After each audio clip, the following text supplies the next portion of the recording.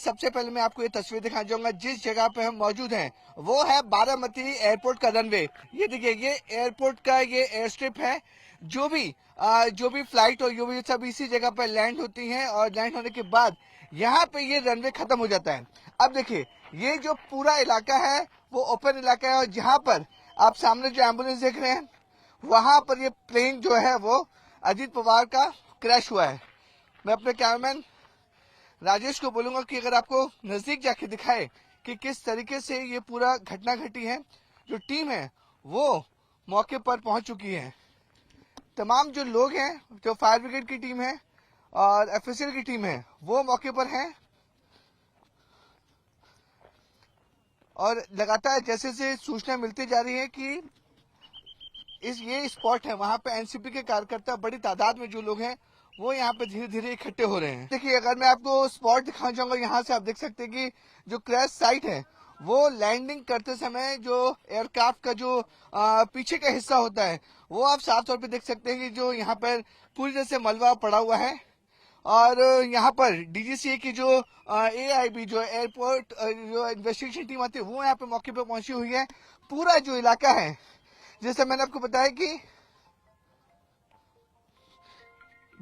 बताया कि ये जो टेबल टॉप रनवे है, टेबल टॉप रनवे होने की वजह से आसपास जो इलाके हैं वो नीचे की तरफ होते हैं। अब देखिए, ये जो क्रैश हुआ है वो इस जगह हुआ है और साथ तौर पे आप मलबा देख सकते हैं कि जो एयरक्राफ्ट का मलबा है वो पड़ा हुआ है। अब दूसरी तस्वीर मैं आपको दिखाना चाहूंगा, जहां पर हम मौजूद हैं, ये जो सीधा रास्ता जाता है वो एयर स्ट्रिप है, यानी कि रनवे का हिस्सा है।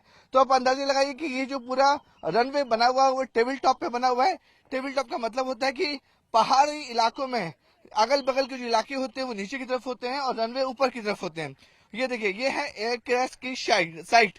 वहां पर बड़ी तादाद में जो टीमें हैं वो मौजूद हैं और जो मलबा है एयरक्राफ्ट का वो अभी भी साफ तौर पर देख सकते हैं कि अलग अलग हिस्सों में पूरा मलबा गिरा हुआ है। और जहां से जो बॉडीज निकाली गई थी वो स्पॉट अगर मैं आपको दिखाना चाहूँ आनंद, तो देखिए ये मेन स्पॉट है। अपने कैमरामैन राजेश को बोलूंगा, देखिए किस तरीके से लैंडिंग करते वक्त ये जो स्पॉट आप सामने देख रहे हैं वहां पर ये पूरा आग लगी थी और पूरा एयरक्राफ्ट जो है वो जलकर खाक हो चुका था। और शुरुआती जांच में से पता चल रहा है कि जब सुबह ये जब लैंडिंग की कोशिश कर रहा था उस समय फॉग बहुत ज्यादा था, विजिबिलिटी बहुत कम थी। विजिबिलिटी कम होने की वजह से जो पायलट थे उन्हें इस बात का अंदाजा नहीं मिल पा रहा था कि एयर स्ट्रिप कहां पर है। क्योंकि देखिए, बारामती एक छोटा एयरपोर्ट है, छोटा यहाँ पे एयर स्ट्रिप पे आईएलएस जो लाइटिंग लगी रहती है, जो रनवे पर आईएलएस का इस्तेमाल नहीं होता है क्योंकि छोटे एयर स्ट्रिप पर आईएलएस नहीं लगे होते हैं। इसलिए जो विजिबिलिटी होती है, जो पायलट्स होते हैं उनको रनवे ठीक से नजर नहीं आ पाता है, तो बड़ा चैलेंज होता है ऐसे में लैंडिंग करना। तो ये देखिए, क्रैश साइट पे न्यूज 18 इंडिया की टीम मौजूद है। पूरे एरिया को जो है वो कॉर्डन ऑफ कर दिया गया है और कॉर्डन ऑफ करने के बाद जो मेन जो क्रैश साइट थी जिसमें सारे पैसेंजर्स मौजूद थे, अजीत पवार मौजूद थे, उनके साथ 5 लोग और मौजूद थे जिसमें 2 पायलट्स, वहां पर ये क्रैश साइट से उनकी बॉडीज को यहाँ से निकाला गया। बॉडीज काफी ज्यादा क्षतिग्रस्त थी, उन्हें यहाँ के जो गवर्नमेंट हॉस्पिटल है वहां पे ले जाया गया है। और सारे जो पवार फैमिलीज के जो लोग हैं वो अभी हॉस्पिटल में मौजूद हैं। लेकिन अब सबसे बड़ी जो ब्लैक बॉक्स है जो यहाँ से बरामद किया गया है, अब जो इन्वेस्टिगेशन टीम है वो ब्लैक बॉक्स से पता करेगी कि आखिरकार क्रैश की असली वजह क्या थी, किस वजह से ये पूरा क्रैश हुआ था। और साफ तौर पे देख सकते हैं कि अलग अलग पार्ट्स जो है वो एयरक्राफ्ट के चारों तरफ बिखरे पड़े हैं। तो अंदाजा लगा सकते हैं आनंद आप कि किस तरीके से जब ये लैंडिंग करते वक्त जो क्रैश हुआ है वो एयर स्ट्रिप से बिल्कुल नजदीक ही, यानी जैसे मैंने आपको बताया कि फॉग बहुत ज्यादा था। सुबह जो शेड्यूल टाइमिंग थी 8:10 पे ये एयरक्राफ्ट जो है वो मुंबई से उड़ान भरा था और 8:50 पर इससे बारामती में उतरना था। लेकिन उससे पहले ही जैसे कि 8:45 या 8:50 के आसपास ये एयर स्ट्रिप के पास आता है और एटीसी से जानकारी मिल रही है कि ये गो अराउंड भी हो गया। यानी गो अराउंड का मतलब है कि जब उसको रनवे नहीं दिख रहा था तो एटीसी से बोला कि आप फिर से घूम के दोबारा कोशिश करें। हाँ, ये देखिए, मैं आपको दिखा रहा हूँ कि अभी हम जहाँ पे खड़े हैं वो एयर स्ट्रिप है। एयर स्ट्रिप से मुश्किल से 10 से 20 मीटर की दूरी पर ये क्रैश साइट है।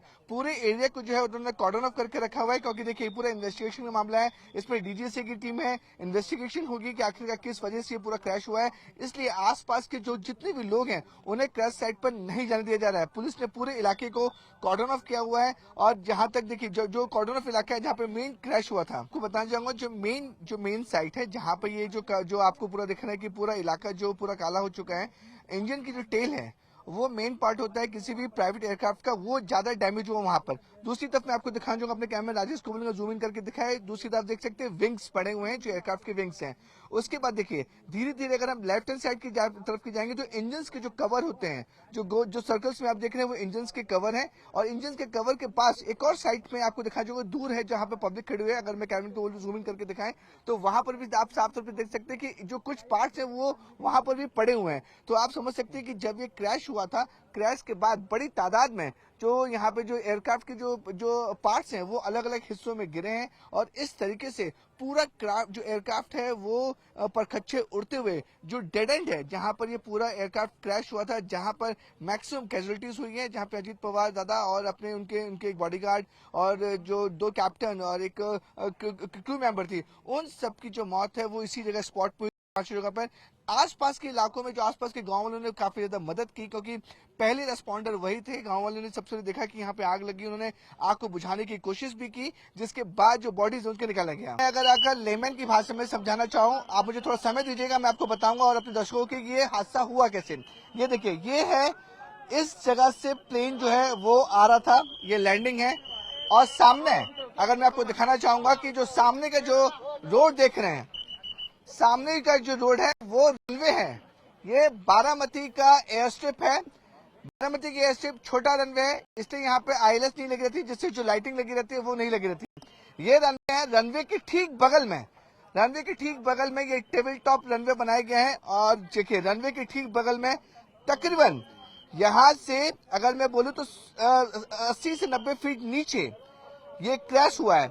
यानी कि जो फ्लाइट है, जो एयरक्राफ्ट है वो सामने है। अगर मैं अपने कैम से बोलूंगा कि इस डायरेक्शन से आ रहा था, उसे रनवे पर लैंड करना था, लेकिन फॉग और जो विजिबिलिटी थी वो काफी कम थी।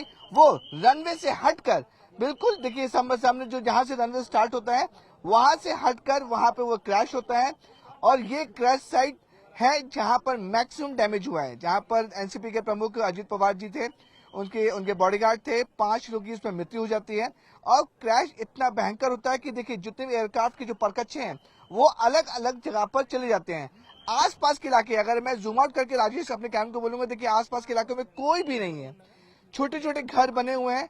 इसलिए यहाँ पर जो लोग थे, जो लोकल लोग थे, जो किसान लोग थे, जो लोकल लोग थे, वो सबसे पहले फर्स्ट रेस्पॉन्डर थे, पहुंचे, उन्होंने जो आसपास जो पानी था उसे आग बुझाने की कोशिश की। और जो पहले विजुअल जो मोबाइल्स पे हमें नजर आ रहे थे कि जो लोग थे फायर ब्रिगेड पुलिस प्रशासन से आने से पहले ही जो लोकल लोग थे उन्होंने पूरी मदद की कि जो लोग अंदर इंजर्ड हुए हैं उन्हें किसी हालत में जल्द से जल्द पहुंचाया जा सके। लोकल लोगों ने बताया कि यहाँ पर आग लगी है, धमाका हुआ है, जिसके बाद फायर ब्रिगेड के लोग आए, जो पुलिस प्रशासन की टीम आई, तमाम प्रशासन यहाँ पे आए। यहाँ से हॉस्पिटल तकरीबन 10 से 12 किलोमीटर की दूरी पर है। पूरी कोशिश की गई कि जो लोग इंजर्ड हुए हैं उन्हें हॉस्पिटल यहाँ से ले जाया जाए। और देखिए पूरा इलाका, अगर मैं अपने कैम को बोलूं राजेश का, पूरा इलाका आसपास कुछ भी नहीं है आनंद। यहाँ पर जो लोग हैं जो लोग हैं वो भी इक्का दुक्का आपको घर नजर आ जाएंगे, क्योंकि देखिए ये क्रैश साइट के बगल में सिर्फ एक तबेला मुझे दिख रहा है वहां पर जहाँ पे कुछ लोग रहते थे।